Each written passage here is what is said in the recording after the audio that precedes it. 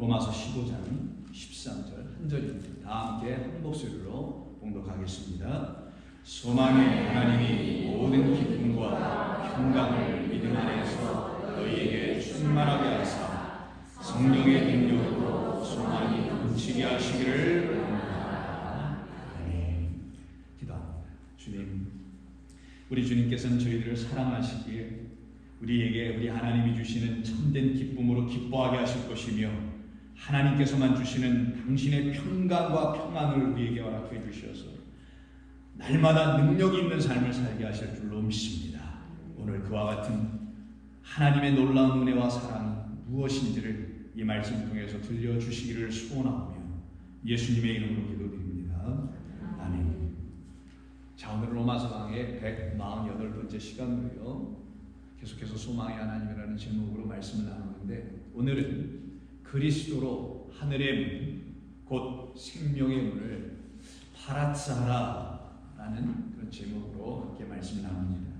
물론 여기 우리에게 좀 생소한 말이 하나 있는데 그건 우리말이 아니어서 그렇죠. 파라츠하라는 말, 히브리어를 제가 직접 썼습니다. 어지간해서 쓰지 않는데 오늘은 저도 한번 써봤습니다. 이 파라츠하라는 그런 말은 열다라는 의미가 있고요, 혹은 터트리다라는 말도 있고, 퍼져 나가다, 확장하다 이런 의미로 다양하게 사용되는 그런 말씀입니다. 이 말 자체가 우리에게 벌써 뭔가 좀 다른 느낌을 주지요. 부정적인 것이 아니라 좀 더 긍정적인 어떤 느낌을 좀 주지 않습니까? 그래서 여러분들에게 좀 이런 말이 있다라는 것을 알려드리려고 일부러 히브리어를 써서 기록을 했습니다. 자, 그리스도로 하늘의 문이 열리게 되면 생명을 여러분들이 갖게 되는 것이며, 그때 여러분들은 확장되고 퍼져나가고 뭔가가 열리는 그런 일이 일어난다는 것을 이 말씀의 제목이 우리에게 가르쳐 주는 것이고요, 그것이 또한 우리 하나님 아버지의 아들, 자식, 우리를 향한 소망이라는 것입니다. 그러면 우리가 2주 전에, 지난주 부활절 때문에 하지 못했었는데요, 2주 전에 우리 함께 나눴던 이야기는 다말이 아들 둘을 낳는 이야기였었잖아요. 그때 먼저 나오려고 하는 그 맏아들 되어야 할 그 아이가 손으로 내밀고 나오는 바람에 들어가게 됐죠. 그리고는 원래는 두 번째 나오기로 되었던 차자가 다시 첫 번째가 되어 나오게 되는 이야기를 나눴었습니다. 그 첫 번째로 나오게 된 아들에 대해서는 우리가 말씀을 못 나누게 됐었죠. 그래서 오늘 그 아들에 대한 얘기를 좀 나누면서 같이 이야기를, 이 말씀의 뜻을 알아가길 원합니다.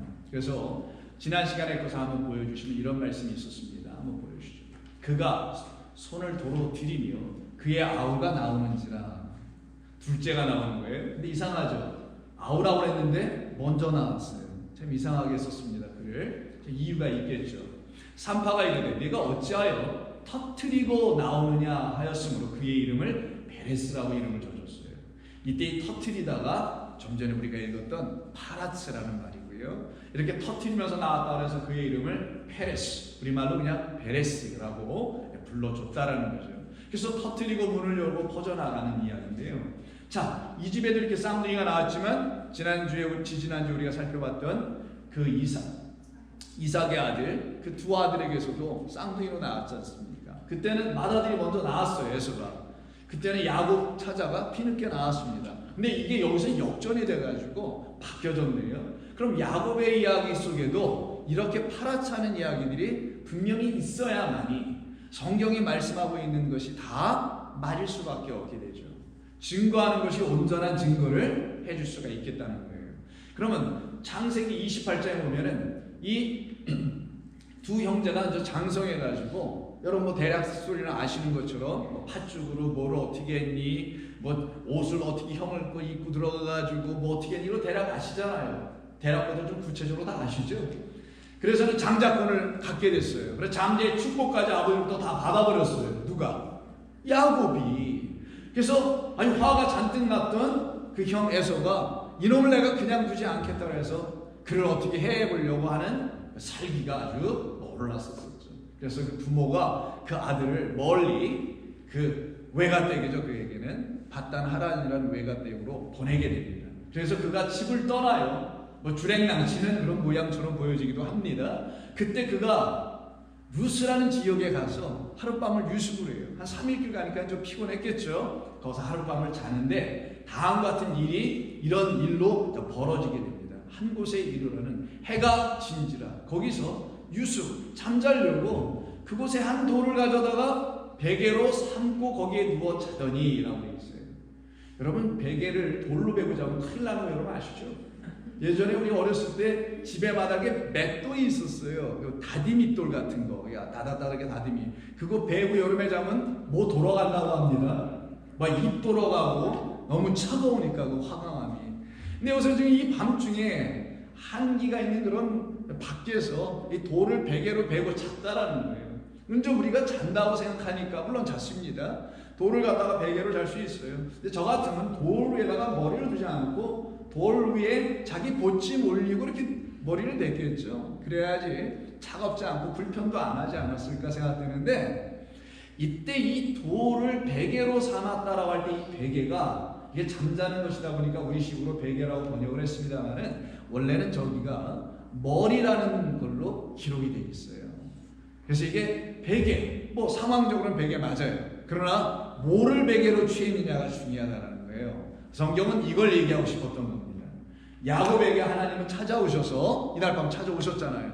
미리 예비해 놓은 베개가 하나 있는데 그 베개가 여러분 푹신푹신한 그런 쿠션 있는 베개가 아니라 딱딱한 돌로 된 베개예요. 근데 이 돌이 그냥 돌도 아니고 레스트라고 써있는 머리라는 거예요. 머리.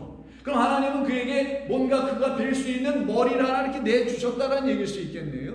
그리고는 그게 머리인지도 모르고 그냥 베개인 줄만 알고 아니면 돌인 줄만 알고 그냥 베고 잔 거예요. 그런데 이 사람이 밤에 꿈을 꿔요. 꿈을 꿉니다. 만약에 돌을 베고 잤으면 꿈을 꾸기보다는 이게 돌아갔을 거예요. 그런데 이가 머리를 베고 잤기 때문에 누구의 머리? 아이 그렇지. 그리스도라는 하나님을 보내실 작정되어 있는 그 머리를 베고 잤으니 하나님의 꿈을 꿔야 되지 않겠어요? 하나님의 소망, 하나님의 소원, 그게 우리가 말하는 dream, 꿈이라는 거잖아요. 그 꿈을 우리가 안 꿀 수가 없지. 그러니 베고 잘 때도 잘 베고 자야 돼요. 걔네 남편이 팔베개 자고 자면 남편이 화도 못 내고 절여 죽겠는데 왜냐면 다음날 쫓겨날까봐. 그러니까 베고 잘 때도 잘 베고 자야 돼요. 여러분 밤에 주무실 때 꼭 그리스도를 베개로 삼고 주무시길 바라옵니다. 또 아멘. 우리 교회가 또 이런 것까지 왜 아멘을 하고. 자, 그래서 베개가라고 살 수 있지만 머리를 베개로 삼았다라고 하는 것이 더 맞습니다. 그래야 이런 꿈을 꾸게 됩니다. 그래서 다음 어떤 일이 벌어질지 볼까요? 꿈에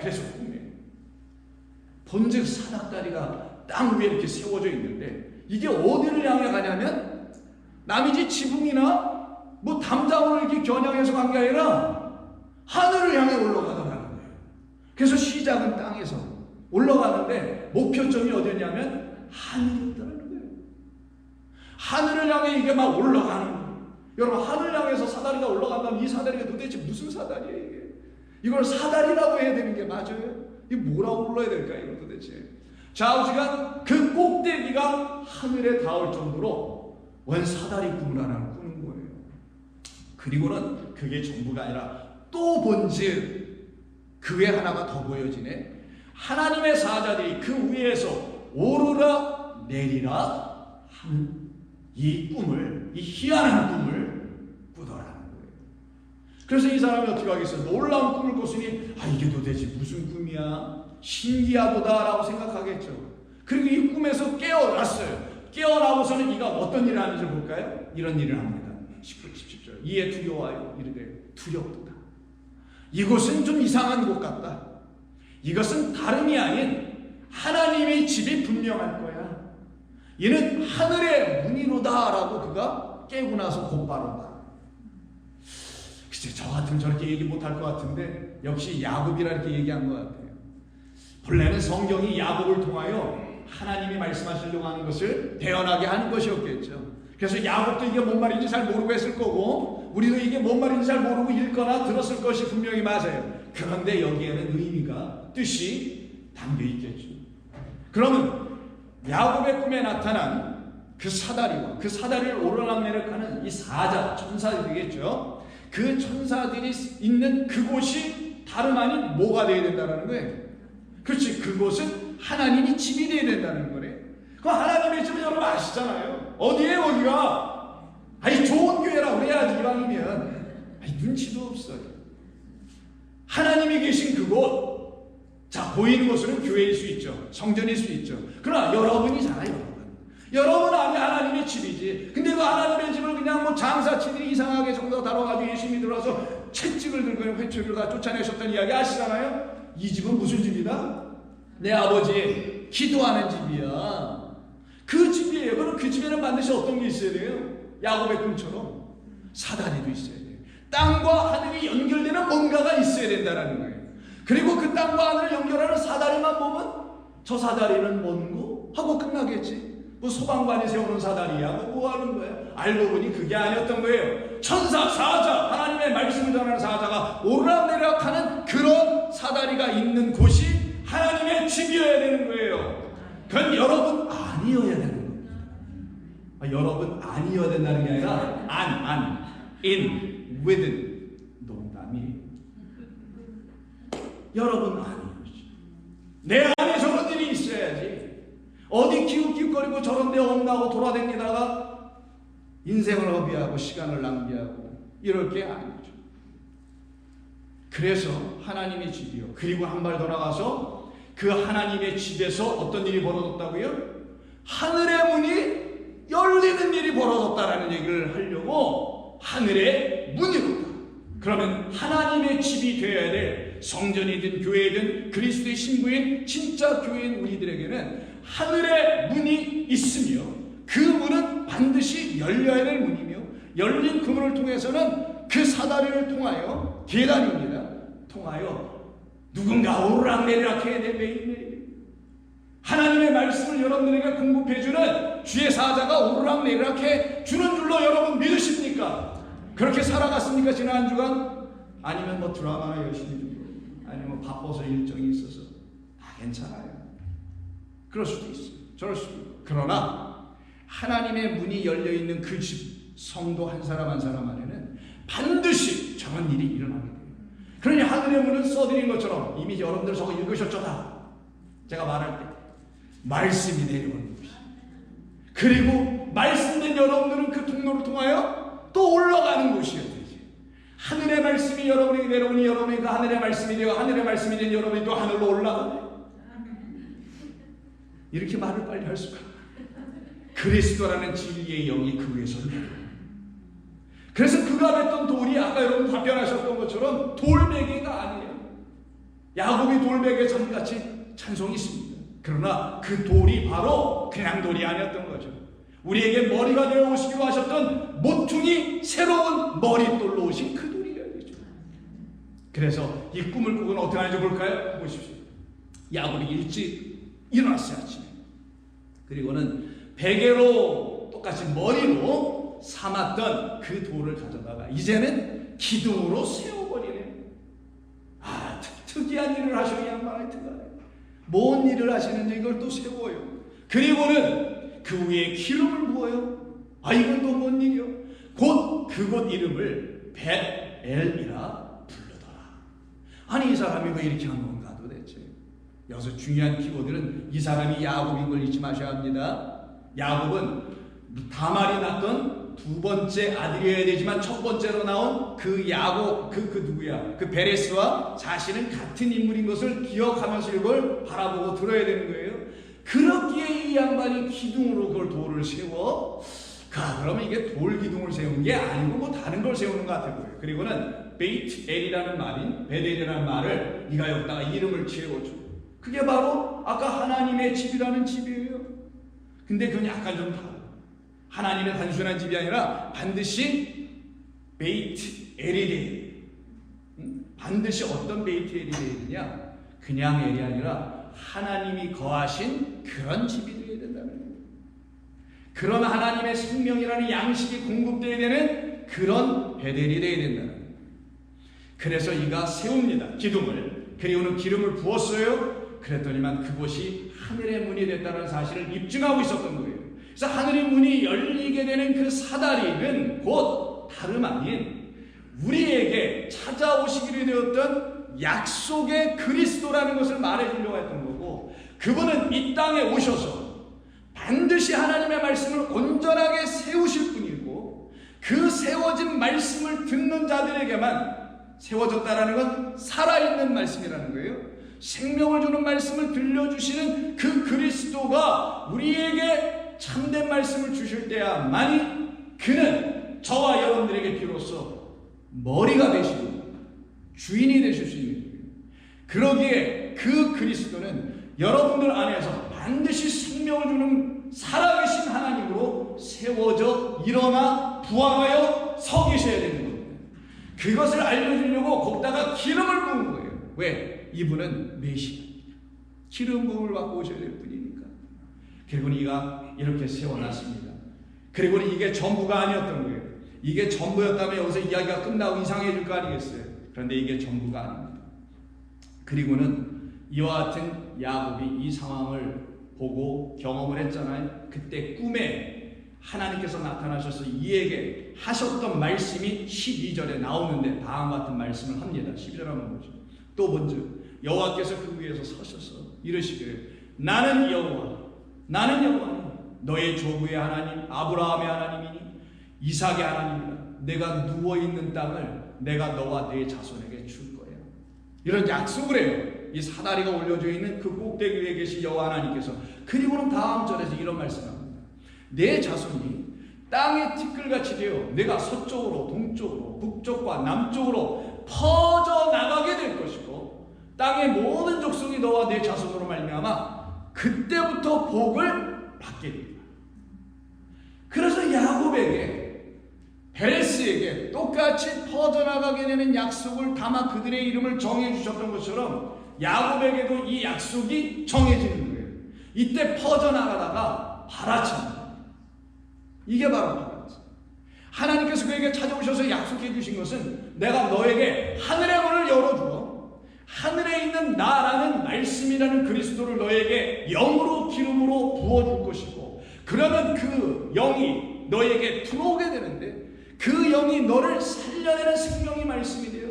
너에게 그 영이 있고 그 말씀이 있어서 그 너로 말미암아 너의 아들이라는 이 후손이 나의 백성이라는 후손 곧 내가 준 너에게 있는 그 똑같은 영과 생명과 말씀과 씨를 그 모두도 갖게 할 거야.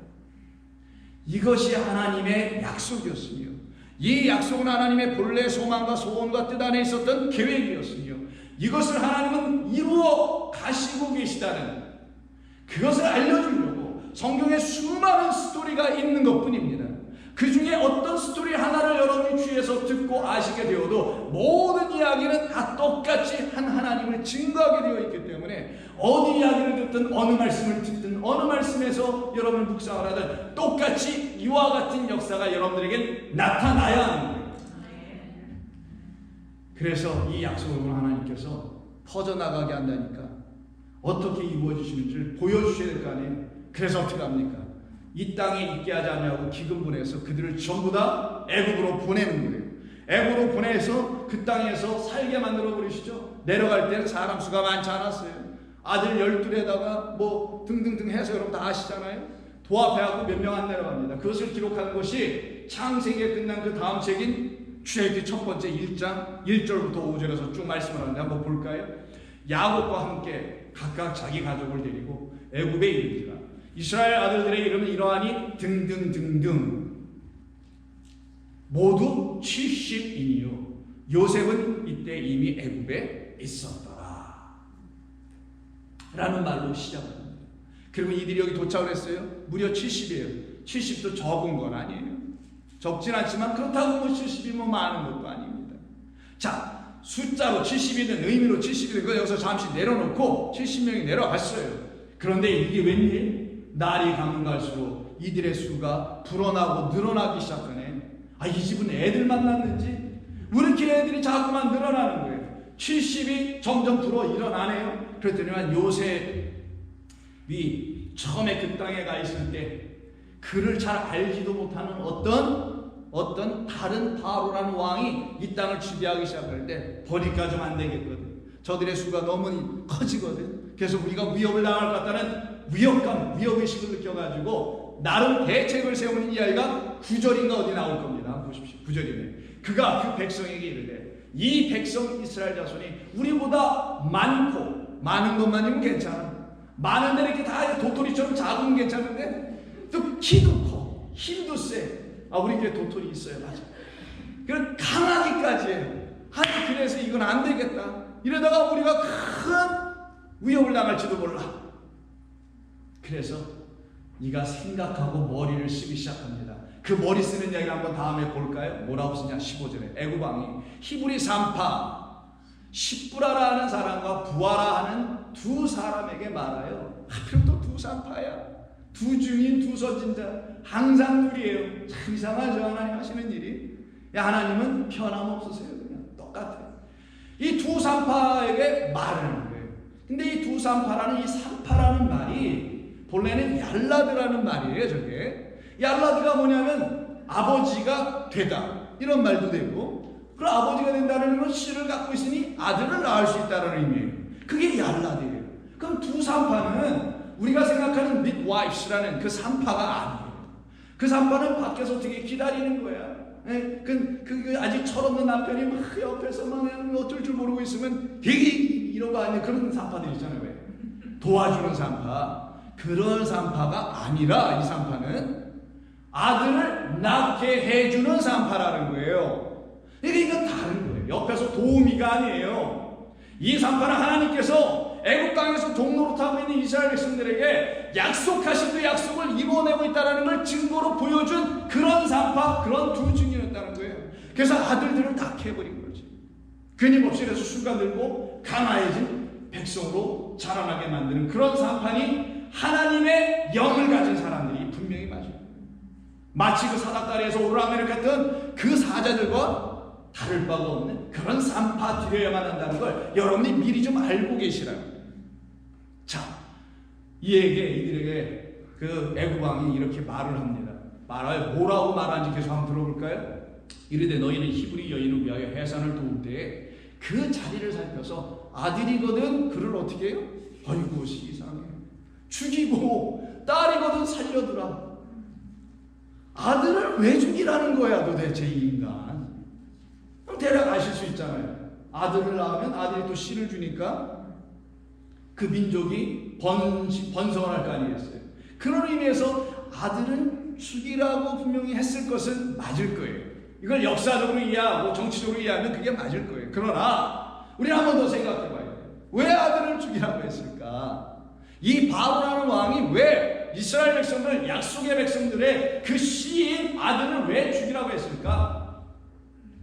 왜요? 여러분 아시다시피 이미 여러분 안에 다 말씀이 들어온 것처럼 씨는 하나님이 주시는 건데, 하나님이 주시는 생명이라는 말씀, 하나님의 것이 씨라고 하는 건데, 그것이 더 이상 이 땅에 있게 하지 못하게 하는 자 바로라는 세상 왕에게 의해서 하나님의 말씀이라는 씨가 더 이상 뿌리를 내리지 못하도록, 퍼져나가지 못하도록, 세워지지 못하도록 하게 하는 목적 때문에 아들이거든 죽여라, 딸이거든 살려두라.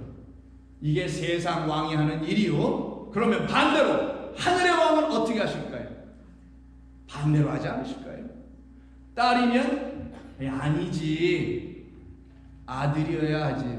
이건 남아선호 사상 얘기하는 거 아닌 거 아시니까 잘 들으실 줄 믿습니다. 딸이면 안 되지, 아들이어야지. 저와 여러분 모두는 하나님이 주시는 씨를 가진 자 되어야 되는 거예요. 그럼 씨를 가진 자는 여자인 것 같지만 남자입니다. 여자는 씨를 본래 못 갖고 있지만 씨를 주는 자, 그 하나님으로 말미암아 씨라는 생명의 말씀 영을 딱 안으로 그리스도를 잉태하게 되면 여러분들은 더 이상 여자가 아니에요. 잠시 남녀로 놓고 비유로 설명해 주신 것뿐이에요. 뭐다 만들려고? 아들을 만들려고. 그래서 우리가 그 산파라는 하나님의 영을 갖고 있는 두 증인 선지자, 하나님의 말씀의 종들을 통하여 생명의 말씀을 잉태하게 되면, 영접하게 되면, 안으로 갖게 되고 깨달아 맞습니다 아멘하게 되면은 여러분들은 그 순간부터 더 이상 딸이 아니에요. 생명을 갖고 있는 아들이에요. 씨를 갖고 있는 남자와 똑같은 거예요. 그때 그 씨는 남자가 갖고 있는 그런 세상을 바이올로지컬 그 씨, 스퍼럼이 아니라 하나님의 생명의 말씀입니다. 그거는 여자든 남자든 할머니든 할아버지든 애든 늙은이든 다 줄 수 있어야 되는 거예요. 누구에게든. 그걸 가지고. 그래서 그 아들을 죽이라고 했거든요. 그러나 하나님은 이걸 반대버리시죠. 아들은 살려냅니다. 그래서 아들이 살아나니 더불어 누구는 안 죽는 일이 벌어져요? 누구는 다시 돌아와서 누구는 안 죽어요? 아니 앞으로 아까 거기 누구는 안 죽어요? 하나 더. 딸은 안 죽는다니까. 이해하셨습니까? 바로가 뭐라 그랬어요? 아들만 죽이라고. 딸은 죽이지 마. 그래서 이 산파들은 어떻게 합니까? 죄다 아들들은 살려내. 그러면 누가 더군다나 살아나요? 딸도 살아나. 그래서 다 살아나는 일이 벌어진다니까. 이제는 이해가 하셨군요. 그럼 다음을 보죠. 넘어가고 싶다. 그러나 산파들이 하나님을 두려워하여 애굽의 왕의 명령을 어기고 남자아이들을 살린지라. 어떻게 살렸을까? 빼돌렸을까? 그 빼돌린 이야기 중에 하나가 모세 아니에요. 숨겨놓는 이야기. 나중에 나무위에다 나이만 태우는 이야기. 그렇게 했을까? 그것도 한둘이 해야지. 집단으로 막 뛰어놓으면 애들이 거기서 소리 지르고 울고 그러면 난리 안 되잖아. 그럼 우리 상상하지 말자. 어떻게 살렸을까? 살리는 길이 있었어요. 바로의 말 속에 있었어요. 바로는 알았어요. 어디에서 하나님의 아들들이 나오는지 그놈은 알았어. 마귀는 안다니까. 그래서 바로가 처음부터 산파들한테 이렇게 지령을 분명하게 주어서 보냈어요. 애들을 낳을 때 고기를 좀 살펴봐라는 게 있었어요. 그래서 어디를 살펴본다 볼까요? 어디를 살펴봐요? 이르되 히브리 여인들의 해산을 도울 때마다 어디를 살피래요? 자리를 살펴서. 아들이거든 그를 죽이고 딸이거든 살려두라 했단 말이에요. 자리를 보면 애가 낳는 자리니까 영어로 썼어. Deliberate birth story라고 하는데 그거 쳐다봐서 거기 남자애를 살리면 죽이고 뭐 이러는 거야. 뭐야 이거 도대체. 왜 자리를 살피라는 거야 이거 왜? 이유가 있어. 말씀드린 대로 이 자리에서 생명이 나오기 때문에 그 자리를 없애버리려고 했던 거예요. 근데 이놈은 못 없앨 수가 없어. 하나님이 마련해주신 자리를 못 없애. 그가 없앨 수 있는 건 딱 하나. 나오는 걸 죽이든 날강에 악어의 밥으로 던져드리든 이것을 할 수 있어도 자리를 어떻게 풀 수는 없었단 말이에요. 그래서 그 자리에서 계속 나오는 거예요. 그 자리가 하나님의 집이요 하늘의 문이 열린 베들이어야 되는 거예요. 하나님의 사자가 오르락내리락하는 그곳이 자리여야 되는 거예요. 거기는 무너질 수가 없다니까요. 그거는 무너뜨릴 수가 없어. 그래서 그 자리를 살펴봤다. 이 자리가 뭐냐? 바로 이런 겁니다. 오벤이라고 써 있는데 그 자리에 오벤은 아벤이라는 말에서 나와요. 아벤이 돌입니다. 아까 돌베개를 했잖아요. 왜? 그때 돌도 요 아벤이에요. 그 반석이라고도 성경에서 번역합니다. 근데 아벤은 말 그대로 아에다가 벤이. 그럼 아는 알레프니까 하나님을 상징하는 첫 번째 글자예요. 그리고 벤은 아들이요. 벤, 영화 여러분 어렸을 때 많이 보셨죠? 그 벤, 훌의 아들이라는 뜻이에요. 벤, 아론과 훌 아시잖아요, 여러분. 그 벤, 그 벤입니다. 그러니 이제 여러분들이 영화까지 대동시켜서 우리가 마저 가기 시작할 거예요. 하나님의 아들을 낳게 하는 자리라는 거예요. 그냥 자리라는 거예요. 근데 이곳이 어디였냐? 애굽이라는 세상이에요. 우리가 애굽이라는 이 세상에서 살고 있는데 그곳에 있는 우리들에게 하나님께서 하늘의 문을 여셔서는 당신의 사자들을 그 가운데 보내주셔서 우리에게 보내주셔서 우리를 하나님의 아들들로 만드시는 그곳이 바로 알고 보니 에덴으로 오신, 그래서 에벤에셀이라고 하잖아요. 도우시는 반석, 도우시는 돌, 우리로 하나님의 아들이 되도록 도우시께서 이 땅에 오신 그리스도로 말미암아 다시 지어지는 곳이 바로 이 자리였던 거예요. 바로는 알고 있었습니다. 산파도 알고 있었어요. 하나님의 백성들은 아는 겁니다. 내가 어디에서 하나님의 백성으로 지어져야 되는지를 알고 있어요. 그것을 신뢰하고 질투하고 회방하는 자가 바로 참소하는 자 마귀 사탄입니다. 그러니 우리를 이곳은 다시 지으는 곳이에요. 지은다는 거 여러분 아시다시피 항상 흙으로 지으시잖아요. 흙인 우리에게 하나님의 영을 부어주셔서 하나님의 영이라는 참된 생명을, 그래서 생명의 성령의 법이라고 하는 거예요. 그 생명이라는 것을 줄 수 있는 법, 그 법은 성령만이 주시는 하나님의 말씀이라는 거예요. 그때 그 법이 여러분에게 진정율법이 되어야 됩니다. 그것을 주시고 그것을 우리를 다시 지으시는 곳이 자리였던 거예요. 그럼 이 자리는 말씀드린 대로 우리를 지으는 곳이네.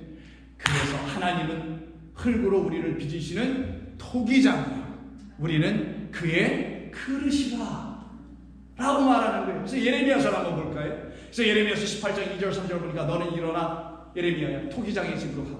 내려가라. 내가 거기에서 내 말을 내게 들려주리라 하시기로 내가 토기장의 집으로 내려가서 본즉 그 토기장이가 농노로 일을 하는데, 여러분 농노가 뭔지 아시죠?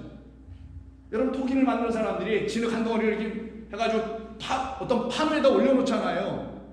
그 판에 올려놓고 그 판을 어떻게 발로다 밑에서 밟으면 이 판이 돌죠. 그때 손을 대가지고 모양을 들고 어떤 예술품을 만들어내지 않습니까? 그래서 나온 예술품이 이렇게 좀 찌그러진 것도 나오고 저렇게 이상한 것도 나오고 뭐 이쁜 것도 나오고 뭐 이렇게 나온 거잖아, 좌우지간.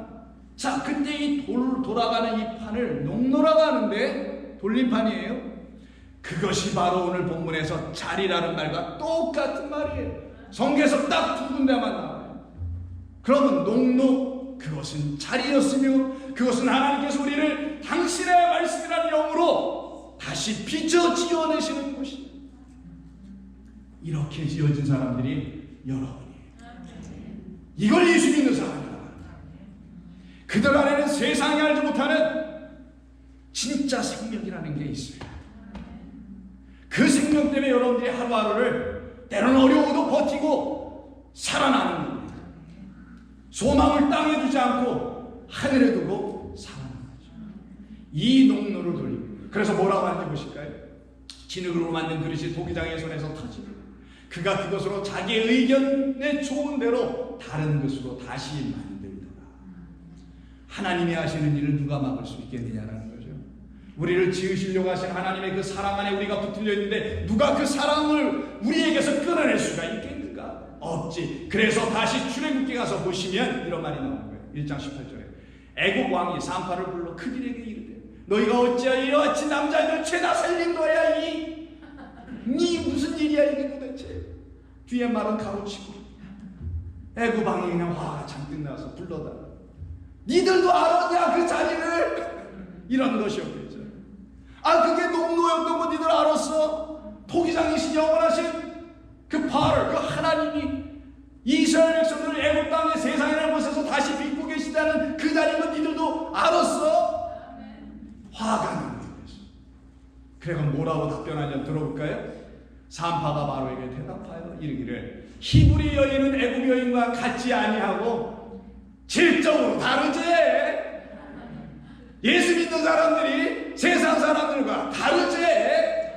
근본적으로 달라요, 여러분. 다르지.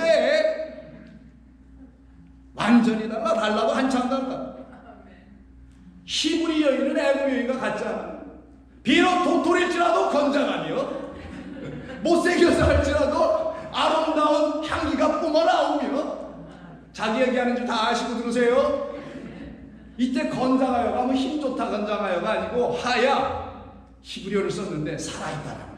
활력 있다라는 거예요. 생명력 있는 신부라는 거예요. 누구가? 히브리 여인들은, 히브리 건너온 사람들은 이 뜻이에요. 히브리가 어디로부터 어디로? 세상에서 하나님의 나라로 건너온 사람, 거짓된 말들에서 하나님의 생명의 말씀에 귀를 기울이며 건너와 버렸네. 그래서 야곱이 건너왔잖아. 결국은 약복강 건너갔잖아. 그래서 그 약복강이 약이 되나 봐. 그들에게 이르기 전에 해산하였더이다. 이렇게 얘기를 해요. 아니 가기도 전에 벌써 나와버렸어요. 무슨 말일까요? 우리가 한 게 아니었습니다. 여러분은 여러분을 만들어내질 못해요. 누구로는? 세상 사람의 어떤 타이틀을 갖고 있는 사람으로 만들어낼 수 있겠지. 열심히 하면 됩니다. 애쓰면 돼요, 그 정도는. 그러나 하나님의 것으로는 우리는 못 만듭니다. 그래서 사다리를 놓고 땅에 있는 우리에게 사다리 걸쳐주시고 오르락내리락 하게 하는 그 사자들을 보내주는 거예요. 한 분 한 분에게, 한 분 한 분에게 하나님께서 하셨다라는 거죠. 그래서 히브리 여인이 애굽 여인과 다른 이유는 딱 하나. 히브리 여인, 애굽 여인들은 씨가 없어. 씨를 못 가졌어. 어머 세상에 씨도 못 가진 여자들이라니까. 근데 이 히브리 여인들은 하늘의 왕이신 하나님이라는 그 남자, 그 남편으로부터 씨를 가진 자들입니다. 살아있는 자들이요. 그래서 생명의 말씀 있는 자들이요. 아, 그런데 왜 이렇게 진질하게 살아? 왜 아직도 눌리고 살아 도대체? 그 이유 좀 내봐 주시오. 왜 그렇게 사는지. 무엇이 여러분들을 아직도 만족하지 못하게 하는 게 있냐고요 도대체. 어떤 것이냐고. 건강이에요? 돈이야? 나오는 배예요? 뭐야 도대체. 왜 이렇게 쭈그러져서 그러냐고요. 기쁘게 살지 않고.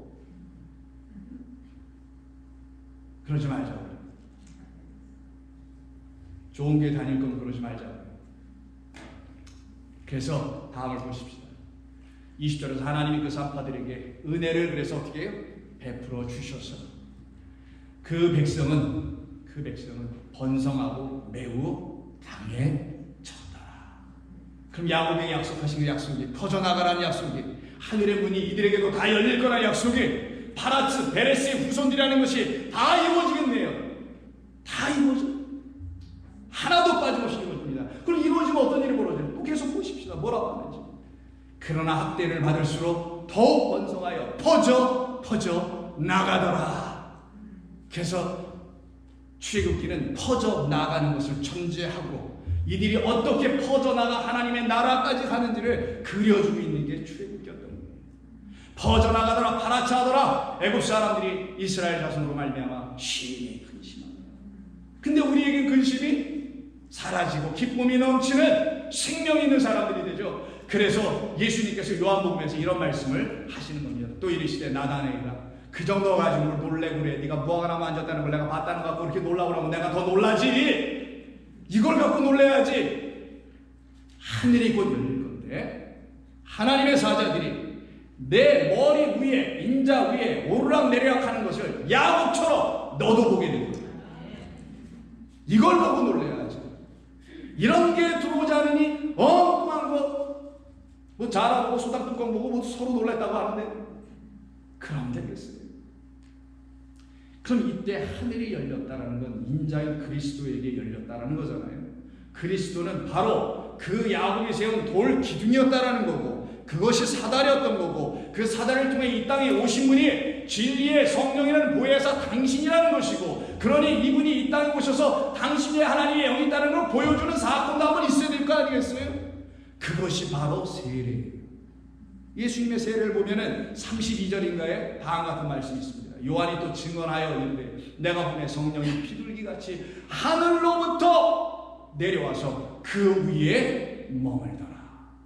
그러면 그리스도 예수라는 이분의 몸을 덮인 성령이 바로 야곱이 기둥 위에 부었던 기름이었던 거고, 그 기름 부음을 받고 이 땅에 오신 분이 하나님의 영 기름으로 오셨다라는 그 그리스도이시니 이분 위에 임하였던 것이 내 위에도 임하여 있네.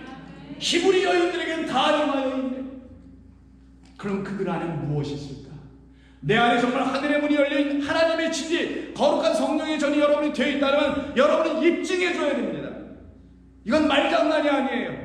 무슨 성경 공부 지식 갖는 게 아니에요. 여러분들이 정작 하나님의 집이 되어 있어. 집이 되어 있는데 문까지 열려 있어. 문만이 열려 있는 게 하늘로부터 성령이 여러분들 안에 임하여서 생명을 가진 자들이 되어 있어. 기쁨이 있어. 당당해, 감사해, 찬송해, 눈물을 흘려, 기도해, 즐거워해, 보아. 이런 등의 모든 삶이 여러분들에게 지금 터져 나오고 있다면 뭔가가 여러분들 안에 있어야 됩니다. 그걸 프루프해 줘야 돼요. 그게 뭘까요? 바로 다름 아니에요. 그리스도를 영접한 모든 사람들에게는 그리스도로 말미암아 갖게 되는 단 하나가 있는데, 그것이 바로 1장 14절의 이거입니다. 말씀이 육신이 되어 우리 가운데 돌기둥으로 세워주신 그 분으로 말미암아 우리가 그의 영광을 보니 아버지의 독생자의 영광, 은혜와 진리가 충만하도다. 여러분 안에 하나님의 은혜와 날 사랑하시니 그게 날 사랑을 어떻게 하셨는지의 방법, 이걸 진리라고 하는 거예요. 그 진리가 여러분에게 함께 있다면 여러분 안에는 하늘이 열려있는 게 분명히 거죠. 생명이 여러분에 있는 게 분명히 거죠. 없으면 걱정하지 마요. 이 자리에 앉으신 것이 오늘 그 듣고 열려야 된다는 걸 가르치신 것이니 두려워하지 말고 염려하지 맙시다. 절대. 이 은혜와 진리가 여러분 안에 있을 때 하나님의 백성들은 퍼져나갑니다. 어디로 퍼져나가냐? 뭐 어디 사방천지로 뛰어다니고 퍼져나가는 게 아니라 여러분 안에서 퍼져나가요. 차고도 넘쳐 생수가 흘러 터져나와요. 이 일이 벌어지고, 그래서 잠언 3장에서 이런 얘기를 하는 겁니다. 3절 이하. 인자와 진리가, 인자가 은혜예요. 은혜와 진리는 인자와 진리가 내게서 떠나지 말게 하고 그것을 내 목에 매며 내 마음판에 새기라. 그리하면 내가 하나님과 사람 앞에서 은총과 귀중히 여김을 받으리라. 너는 마음을 다하여 여호와를 신뢰하고 내 명철을 의지하지 말라. 너는 범사의 그를 인정하라. 그리하면 다 함께 시작. 내 길을 지도하시리라. 아멘. 같은 3장 몇 절 내려가서 10절에서 이 말로 오늘 피날레 합시다. 이 말씀 다 함께 읽으며 오늘 예배 마칩니다. 시작. 그리하면 내 창고가 가득 차고 내 포도즙 틀에 새 포도즙이 넘치리라. 아멘. 기도하겠습니다. 하나님 고맙습니다. 오늘도 저희들은 주의 말씀으로 말미암아 다시 기쁨으로 일어나며 쉼을 갖습니다. 성도들에게 주신 이 말씀 우리 성도님들 더욱더 굳건하게 세워지게 하여 주옵소서. 예수님의 이름으로 기도드립니다. 아멘.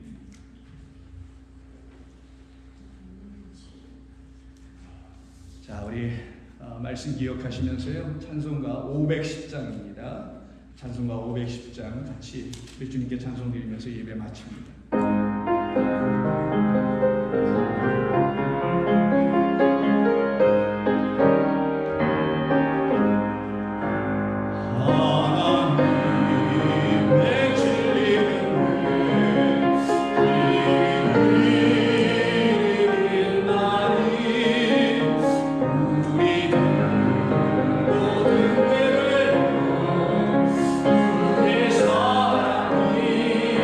Yes.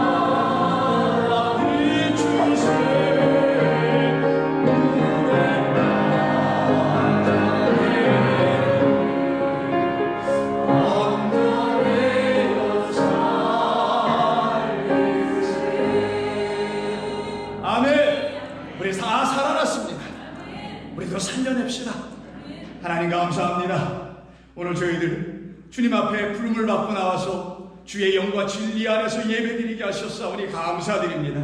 비록 어려움은 있었으나 우리 주님 붙들어 내어서 발길을 인도하심 따라 왔사오니 헛된 발걸음이 아니도록 우리 가운데 성령 부으신 하나님께 감사와 찬송 드립니다.